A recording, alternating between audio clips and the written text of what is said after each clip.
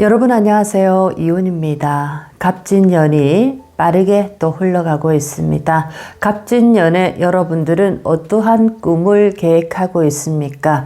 혹시나 나는 항상 꿈을 꾸고 계획을 하는데 이루지 못하고 있다라고 하면 오늘 이 내용이 굉장히 큰 힘이 되지 않을까 생각합니다. 오늘 여러분들과 나누고자 하는 영적인 공부의 주제입니다. 오늘의 주제는 나를 돕는 신의 원력 측정법을 오늘 공부를 해보도록 하겠습니다.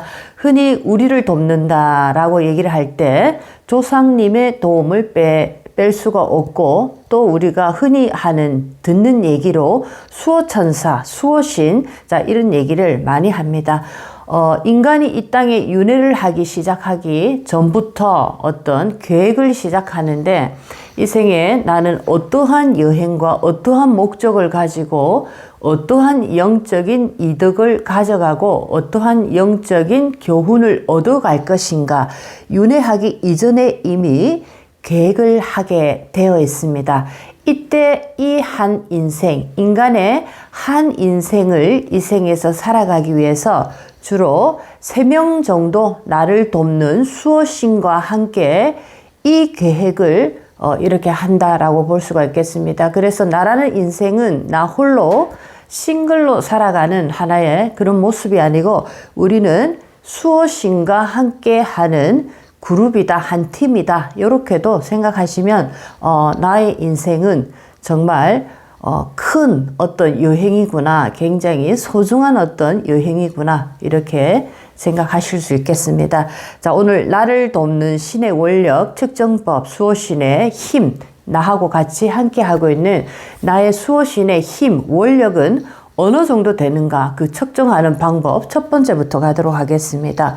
자, 이 수호신, 나의 신의 이 원력을 측정하기 위해서는 신에 대한 나의 인식과 믿음의 정도가 얼마만한가에 따라서 이 신의 작용이나 신의 힘은 많이 달라집니다. 우리가 어떠한 문제가 생겼을 때 그 문제를 하나의 나무로 볼 때 얼마나 이 문제가 어려움이 뿌리 깊게 박혀져 있는가, 그리고 이 문제는 어느 정도의 크기의 사이즈인가, 그리고 이 문제의 깊이는 어느 정도 되는가, 자, 이런 것을 우리가 문제라고 얘기를 할 때 우리가 이렇게 얘기를 합니다. 흔히 우리가 하는 얘기로는 문제가 조금 심각하다, 가볍다, 중간 정도다, 이렇게 표현을 하는데 나무의 모습으로 볼 때 문제의 뿌리, 문제의 크기, 넓이, 깊이, 자, 이런 식으로 이 문제를 우리가 바라볼 수 있는데 내가 신에 대해서 얼마만큼 인식하고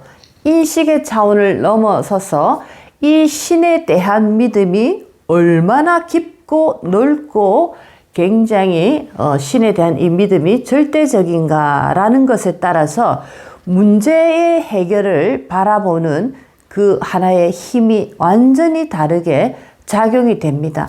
예를 들면 나는 신에 대해서 절대적인 믿음을 가지고 있다라고 할 때 이분이 어떤 문제를 이렇게 직면했을 때 굉장히 큰 문제, 아주 중요한 문제를 이 신과 함께 많은 도움을 받아가면서 해결할 수가 있습니다. 자, 반대로 그러면 얘기를 하면 나는 신에 대해서 절대 믿지 않는다, 그런 것은 나는 전혀 상관하지 않는다라는 분도 있습니다. 자, 이런 분들에 또 한해서 어떤 문제가, 어려운 문제가 다가왔을 때는 이분에게도 물론 수호신이 작동이 됩니다. 하지만 신에 대한 인식과 믿음의 이 크기가 굉장히 약하기 때문에 이분이 어떤 문제를 해결할 때는 그 힘이라든지 깊이 차원에서 신이 해결해 줄 수 있는 한도가 얼마 되지 않더라라는 겁니다. 이렇게 신에 대한 인식과 신에 대한 믿음의 크기에 따라서 문제를 해결하는 그 폭이나 넓이, 뿌리의 깊이가 완전히 다르더라, 이렇게 볼 수가 있겠습니다. 자, 그 다음에 나를 돕는 신의 원력 측정법 중에서 두 번째입니다. 신이, 어떠한 신이 나에게 와가 계시는가. 예를 들면 굉장히 힘있는 신이 왔다 하더라도 여러분의 영적인 지혜에 힘이 없다면, 영혼이 힘이 없다면은 그 신의 힘을 100% 쓸 수가 없겠습니다. 우리가 지금 이제 해가 바뀌었기 때문에 많은 분들이 좋은 기운을 올 한 해 받기 위해서 아마 좋은 곳에 원력 좋고 기운 좋은 곳에 가서 기도 수행을 많이 이렇게 하실 겁니다. 자, 여기서도 하나 우리가 배워야 될 점이 있습니다. 아무리 원력이 뛰어난 그런 어떤 산이 있다, 그런 장소가 있다 하더라도 기도하고 있는 주체인 나라는 이 주인공이 영혼의 지혜의 힘이 얼마나 있는가에 따라서 그 원력을 100% 쓸 수도 있고, 내 영혼의 지혜의 힘이 약할 때는 아무리 대단한 원력을 가진 장소라 하더라도 나의 원력, 나의 영혼의 지혜의 크기만큼, 그 힘의 크기만큼 밖에 쓸 수가 없습니다. 그래서 두 번째는 나 자신의 영적 지혜의 힘에 따라서, 빛으로 얘기하면 룩스 단계입니다. 그 영적인 힘에 따라서 여러분들이 가진 문제를 해결하는 속도와 그리고 또 다른 영적인 힘을 빌어쓸 수 있는 이런 어떤 힘까지 모두 다 포함되어 있습니다.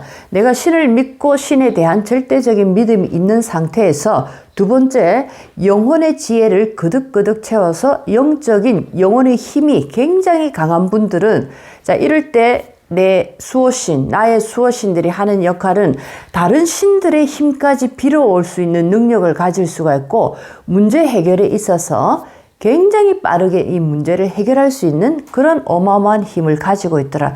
그래서 결론은 내가 영적인 힘이 얼마나 강한가라는 것이 정말 올바로 된 신을 내가 쓸 수 있는 또 하나 중요한 포인트다, 이렇게 보실 수가 있겠습니다. 자, 오늘 나를 돕는 신의 원력, 수호신의 측정법, 그 수호신은 어느 정도의 힘을 가지고 있는가라는 측정법을 공부를 한번 해봤습니다.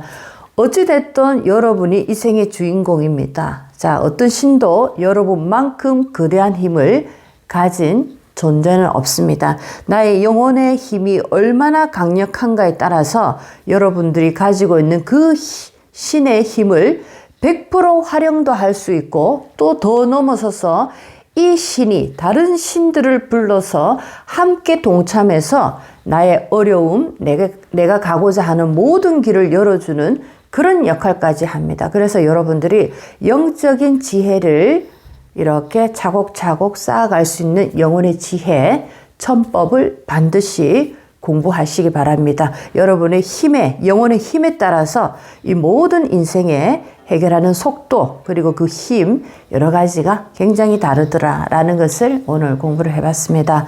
자, 갑진년 여러분의 인생에 정말 값진 한 해 한 해, 한순간 한순간 여러분의 모든 인생에 펼쳐지기를 기도드리겠습니다.